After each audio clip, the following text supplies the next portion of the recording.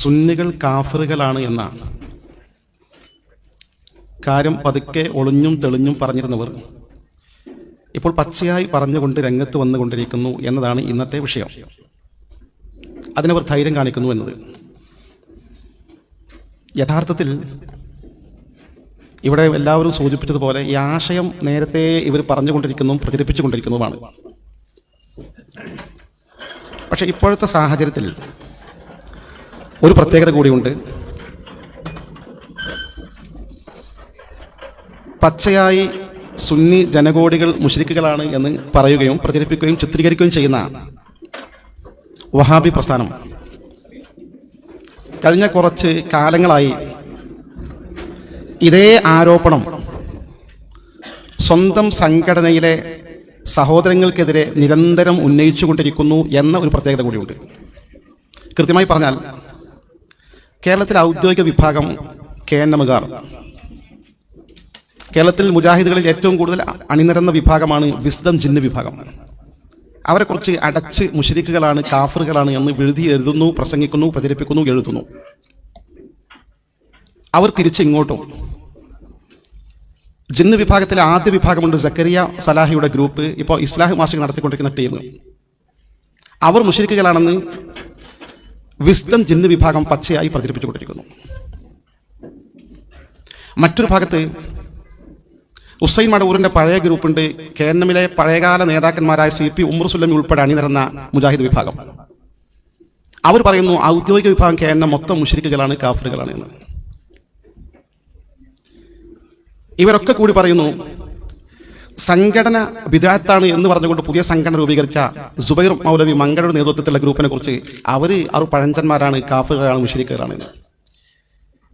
ഈ തരത്തിൽ മുജാഹിദുകളുടെ ഗ്രൂപ്പുകളെ ടോട്ടൽ കൂട്ടി നോക്കിയാൽ അവരെ കൂട്ടത്തിൽ മുസ്ലിങ്ങൾ ആരുമില്ല.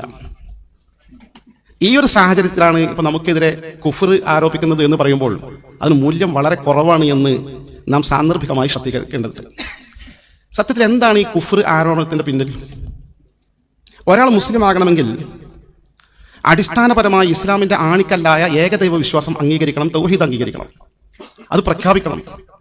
ആ പ്രഖ്യാപനത്തിൽ പ്രത്യേക വചനമുണ്ട്, അഷ്ഹദു അല്ലാ ഇലാഹ ഇല്ലല്ലാഹ്, അള്ളാഹു ഒഴികെ ഒരു ദൈവവുമില്ലെന്ന് ഞാനിതാ സാക്ഷി പറയുന്നു, സാക്ഷ്യം വഹിക്കുന്നു, പച്ചയായി പ്രഖ്യാപിക്കുന്നു. അത് പ്രഖ്യാപിക്കുന്നതോടെ ഇയാൾ ഏകദൈവ വിശ്വാസിയായി. ഏകവിശ്വാസികൾ ലോകത്ത് മുസ്ലിങ്ങളല്ലാത്ത എത്രയോ ആളുകളുണ്ട്. ഈ പ്രപഞ്ചത്തിന് പിന്നിൽ ഒരു ശക്തിയുണ്ട്, ഒരു ദൈവമുണ്ട് എന്ന് ഞാനും വിശ്വസിക്കുന്നു. പക്ഷെ മുസ്ലിം ആകില്ല. മുസ്ലിം ആകണമെങ്കിൽ രണ്ടാമതൊരു കാര്യം കൂടി സ്ഥിരീകരിച്ച് പ്രഖ്യാപിക്കേണ്ടതുണ്ട്.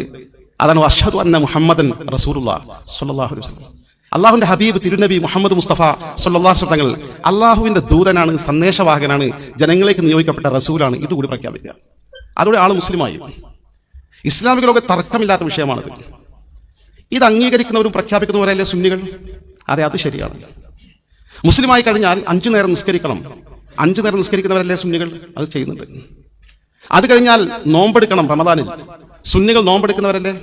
കൃത്യമായി നോമ്പെടുക്കാറുണ്ടെന്ന് മാത്രമല്ല, മുജാഹിദ് പ്രസ്ഥാനത്തൊക്കെ വ്യത്യസ്തമായി നോമ്പിന്റെ മസ്അലകളൊക്കെ സൂക്ഷ്മമായി കൈകാര്യം ചെയ്ത് നോമ്പെടുക്കുന്ന ആളുകളാണ്.